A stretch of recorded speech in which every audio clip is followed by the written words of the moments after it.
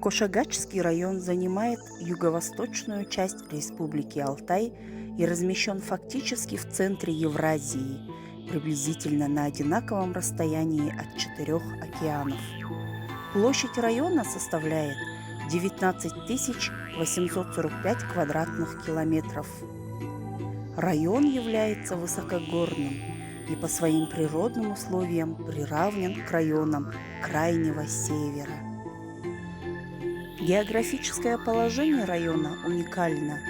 Здесь пересекаются границы России с Монголией, Китаем, Казахстаном и Республикой Тыва.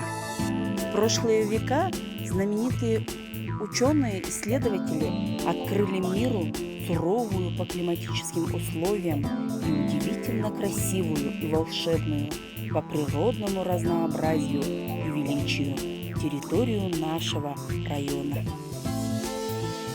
Кошагачский район объединяет 3 мировые религии – буддизм, христианство, ислам. 3 культуры – тибетскую, азиатскую и европейскую. Несколько языков – алтайский, казахский, русский, немецкий, монгольский, чеченский, узбекский и украинский. На этой земле сохранилась самобытная национальная культура. Современная этническая структура юго-восточного Алтая в рамках Кошагачского района представлена теленгитами, имеющими статус коренного малочисленного народа. В Республике Алтай, где всемирно поддерживается развитие малого и среднего предпринимательства, создаются условия для мастеров народных промыслов и туризма. В долине реки Саржематы издревле обитатели-пастухи, скотоводы-кочевники, и они по сей день сохранили ряд мировоззренческих обрядов, который тесно связан с микрокосмосом данной территории. Почитание гор, рек, родников, зверей и птиц, перевалов, горных вершин. В древних верованиях и обрядах сохранена взаимосвязь со своей землей и окружающим миром. Считается, что соблюдение выработанных веками правил поведения по отношению к природе несут в себе не только заряд для благополучия жизни всего сообщества людей, живущих на этой земле, но и продление на несколько поколений жизненной нити рода, племени.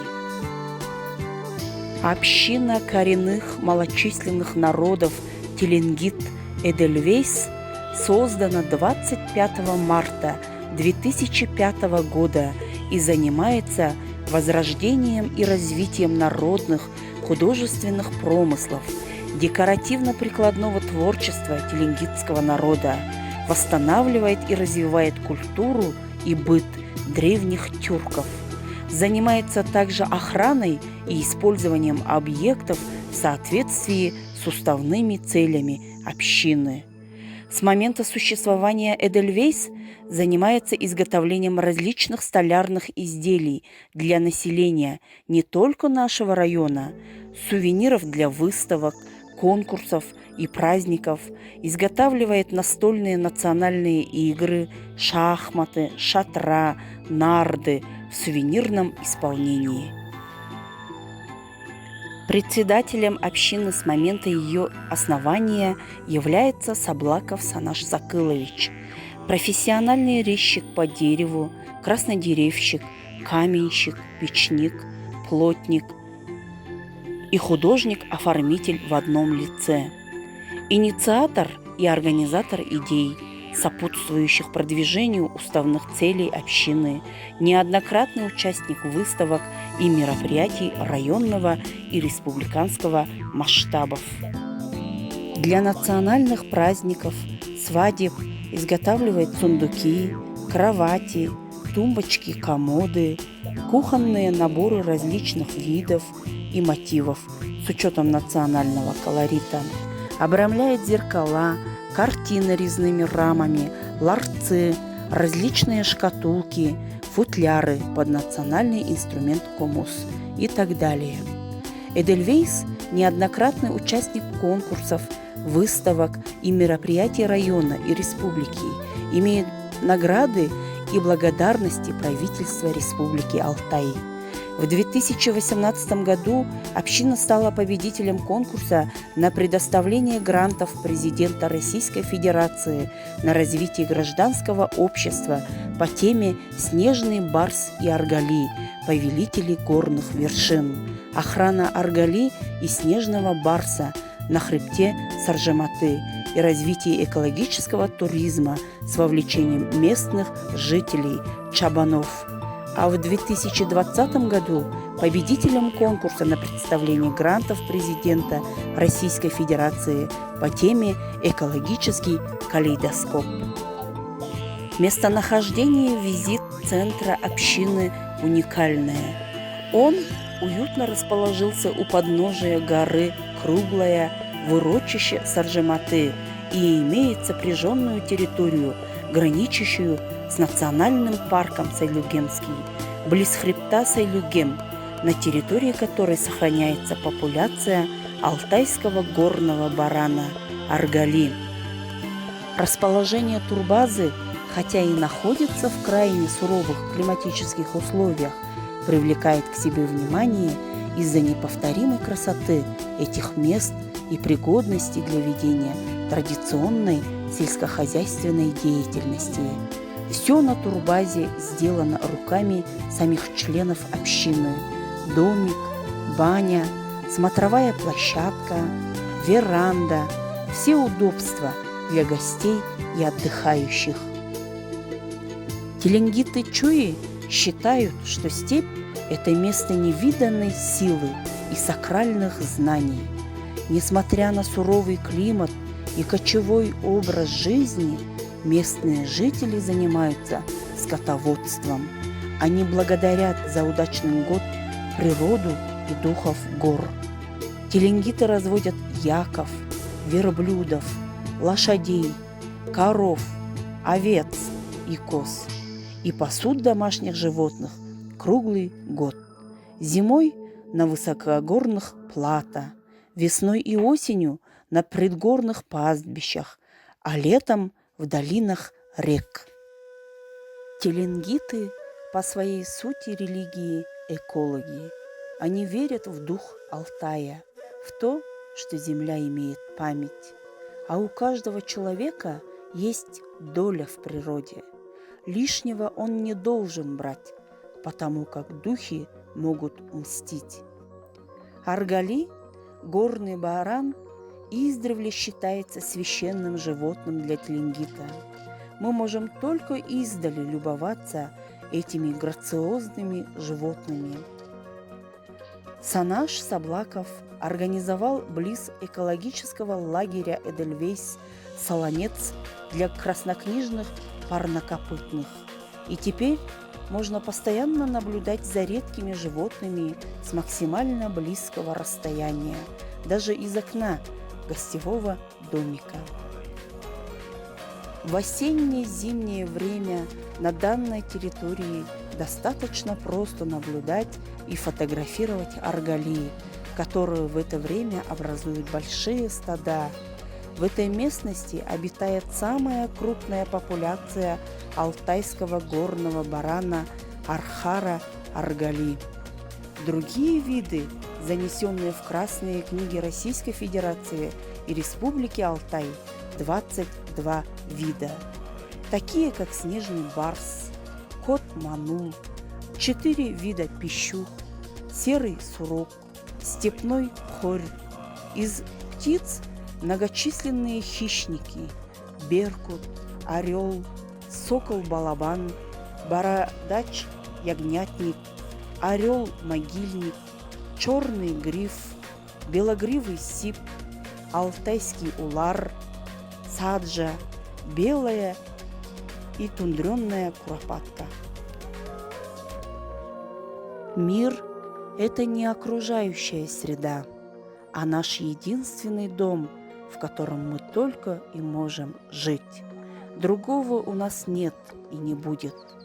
Для того, чтобы обеспечить свое будущее, мы должны знать этот дом и уметь его обустраивать. Для этого служит нам и наш разум, и наша воля, способные использовать полученные знания для того, чтобы обеспечить нам возможность жить в этом доме. В настоящее время проблема экологии очень важна, так как в последнее время ее качество значительно ухудшается, а это значит, что всему прогрессивному человечеству грозит огромная опасность, которую будет очень сложно избежать. Но прежде необходимо очень хорошо продумать свой алгоритм действий, так как именно от этого зависит решение этой сложной и очень важной проблемы, которая касается всего человечества. Научный и технический прогресс значительно повысил уровень жизни людей. Возможности перемещения по миру и посещения мест, нетронутых человеком ранее, расширились. Окружающий мир уже не первозданен и стал зависеть от людей. Защита природных богатств касается каждого, но почему-то в последнее время принято считать, что экология – это дело соответствующих общественных организаций. Между тем, планета преображается, увядает ее неповторимая красота, климат непоправимо изменяется. Эксплуатация естественных ресурсов ведет к гибели живых существ. Человек должен понимать, что он является частью природы, а не ее хозяином.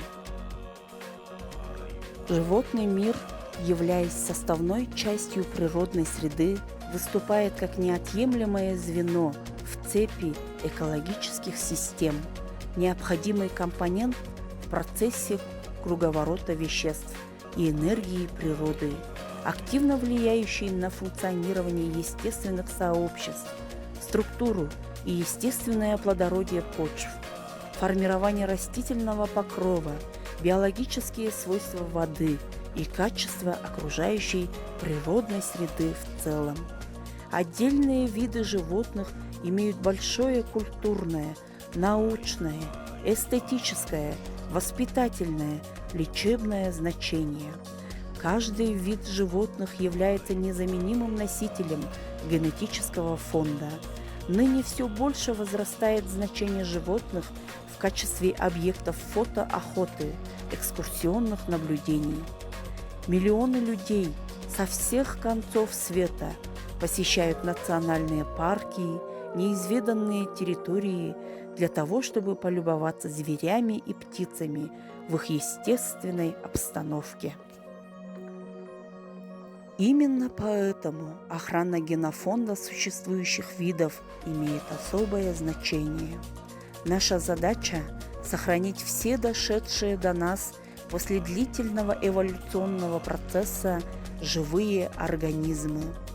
Природа нам дает еще один, последний шанс, который мы обязательно должны использовать, так как больше подобных не будет. А как нам поступить? Это решать каждому из нас, так как только нам дано остановить этот техногенный беспредел.